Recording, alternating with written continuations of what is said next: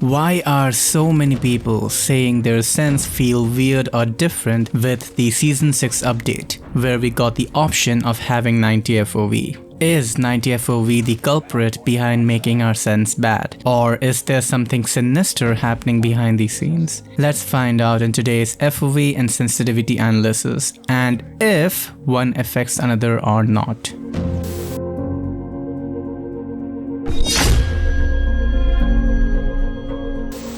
Recently, a common theme I saw in conversations regarding sense and FOV is that we can use the same sense across all FOV. That is, FOV does not affect our sense and there is no point in changing our sense with change of FOV. This to me was peculiar because the previous video where I did in-depth sensitivity analysis, the conclusion was polar opposite. I had suggested changing sense whenever we change FOV. Now the question is, what is true here? Is the consensus that there is no need to change sensitivities absolutely correct, or do we have a misunderstanding? To answer that question, let our camera sense be a constant value, say 86. And you may ask, why only camera sense? Because FOV affects only the camera view. Whenever we scope in, the zoom is not affected by FOV. It is the same for 51 FOV to 90 FOV. But we see a difference with our camera view, why we only concern ourselves with the camera sense.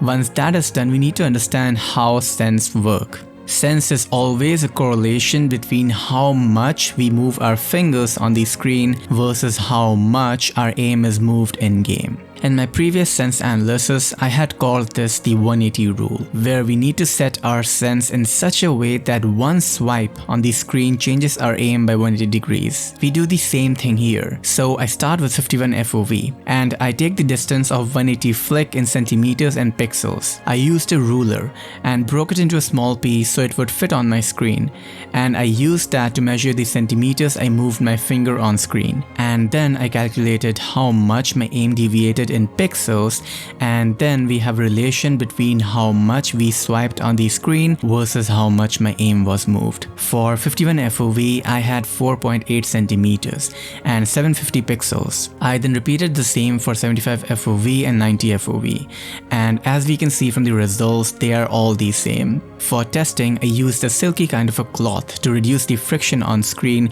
and give us consistent results. So this explains why people may think there is no point in changing sense with FOV, as there is no difference when doing 180-degree turns. They might have done this experiment or something similar and reached a premature conclusion, because this is just half of the story. This direct correlation of finger movement with amount of degree we turn in game is what I call the absolute sense. So far so good. We established that absolute sense will always be the same no matter what our FOV is. But that is not the entire story, and we are making a critical error because we are not taking into account the depth variable. It is not exactly depth, but I'm calling it depth here to signify the apparent distance between objects in front of us and around us. And what I mean by that is 51 FOV has objects really close to us, while 90 FOV has objects farther than us. I calculated a ratio for it, and if 51 FOV is 1, then our depth at 90 is 0.48. So we see more than 50% around us with 90 FOV compared to 51 FOV. Now, why does depth matter? But before that, I have spent a lot of time and research into this video. So please help out by leaving a like and also comment something so YouTube recommends this video around. Let's aim for 1,500 likes on this video. Anyway, why does depth matter? I'll give you a nice pictorial explanation first and then go in-game. So our mobile devices always will render FOV at a certain aspect ratio. For me, it is 2400 pixels by 1080 pixels.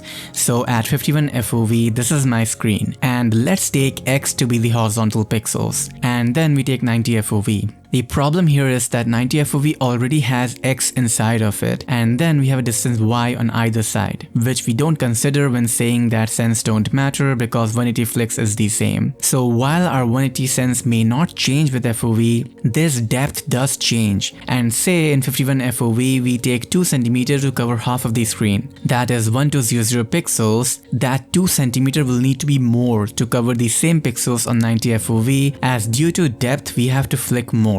This is the main reason why our sense feel weird, because we are used to turning 2 centimeters to reach the end of the screen. But now with 90 FOV, since we do not change our sense, that feels weird, and mathematically it should be, because I have already shown you why that happens with numbers and stats. Taking this concept into our game, at 51 FOV, going from the center of the screen to the edge of the screen, we need to move our fingers by 1.69 centimeters. Doing the same on 90 FOV, from center of the screen to the edge of the screen, we take 2.26 centimeters, and the difference is like half of a centimeter, which we need to flick more. If this conclusion feels weird, I did the same with gyro. With gyro, we have to measure the tilt of the phone, and that we can do by taking the sine inverse of how much we tilt our phone and then get the angle. You could measure directly by using a protractor, but the results are more accurate with my approach. For 51 FOV, we need to tilt 43 degrees, while for 90 FOV we need to tilt by 64 degrees to go from the center of the screen to the edge of the screen. So what does this show? First, it shows that if an enemy were to pop up on the edge of the screen, then we will need to flick more or less depending on our FOV. 51 FOV versus 90 FOV has a good difference, and we should change our sense to accommodate this difference. But then you might ask, we saw no difference doing 180 flicks, so why is there a difference now? And that is due to absolute sense, which is the 180 degree flick, versus relative sense, which is this one taking depth into consideration. Absolute sense is purely a correlation between the amount of distance we cover with fingers versus the amount of degrees that we move on the screen. It does not have any other variables. But when we humans are looking at a screen, we are not thinking in terms of degrees. We are not robots after all. Like, we don't know if this is a 45-degree turn or if this is a 45-degree turn. We can find this out surely, but humans do not care about that. The way we correlate our sense to screen is by looking at how much we see in front of us, which is basically FOV. So if I see a person on this side of the screen, I know if I flick X, then my aim will go to the end of the screen. So for me to hit this enemy, I have to flick a little less. And we practice this unconsciously, either while playing the game or aim training or practicing in training room, whatever. So this muscle memory that we develop over time, how much I move my finger versus how much my aim is moved, is very difficult to reprogram. Why, instead of training ourselves to new sense or adjusting ourselves to new sense, which will need us to restart and retrain our muscle memory, it is just so much more easier to change our sense and keep our muscle memory as a constant. I'll explain this with some numbers. So the constants that we have here is our screen. I have 1200 pixels to cover on either side no matter what the FOV is. So for me to move from the center of the screen to the edge of the screen,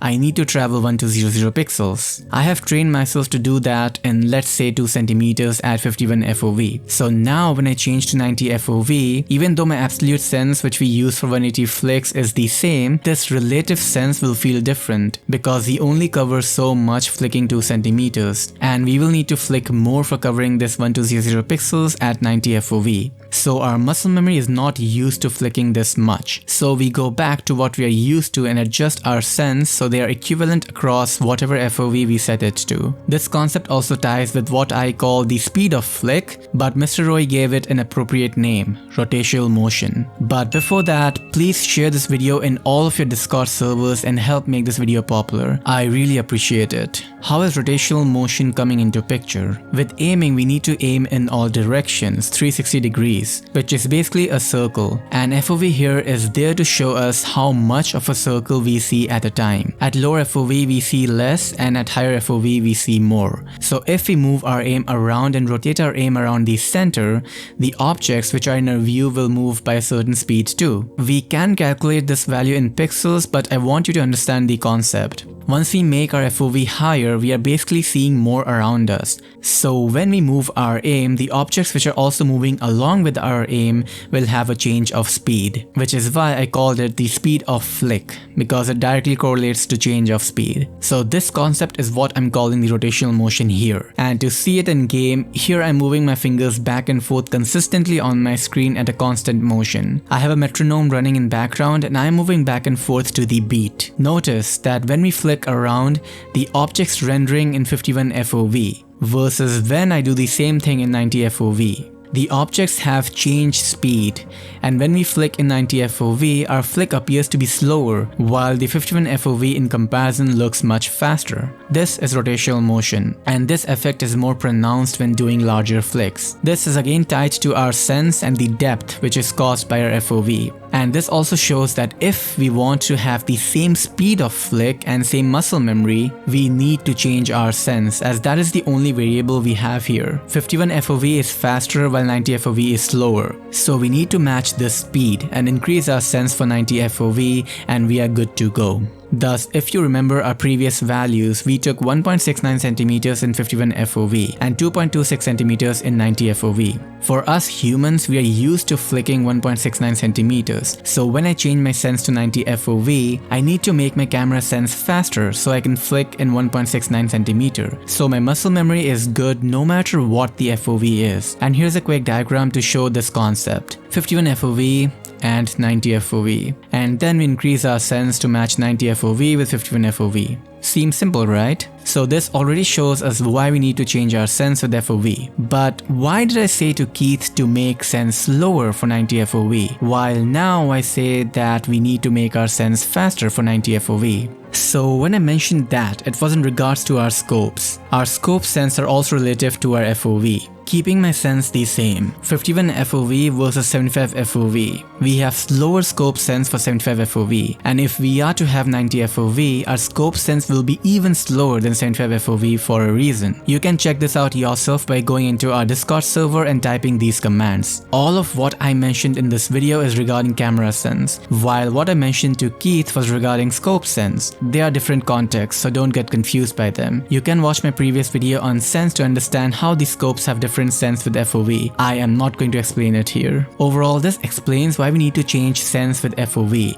and help maintain consistent aiming no matter what the FOV is. But this also creates a new problem. If we change our sense and make it faster for 90 FOV, wouldn't my 180 flicks become faster too? Yes, and we will need to adjust to doing 180 flicks because adjusting that is easier than adjusting how we aim in the game. But you know what? I am a problem solver and I have a solution for you, and this is where acceleration comes in. If you are using fixed speed, then you can switch to distance acceleration. Keep distance acceleration at a low value like 20 and adjust your sense so you can maintain the same sense with your new FOV. Once that is done, just make the distance acceleration higher so you can do 180 flicks. And we are done. So with this, we have comfortable sense for our new FOV, and we can also do 180 flicks, no issues. We don't need to adjust our aiming at all. Just adjust your sense and you're good to go. You can also do this with speed acceleration, and the process is the same, but I would recommend distance acceleration over speed acceleration. If you did not understand this process, don't worry. I will have a separate in-depth analysis for distance acceleration as well as speed acceleration. This is pretty much it for today's in-depth analysis.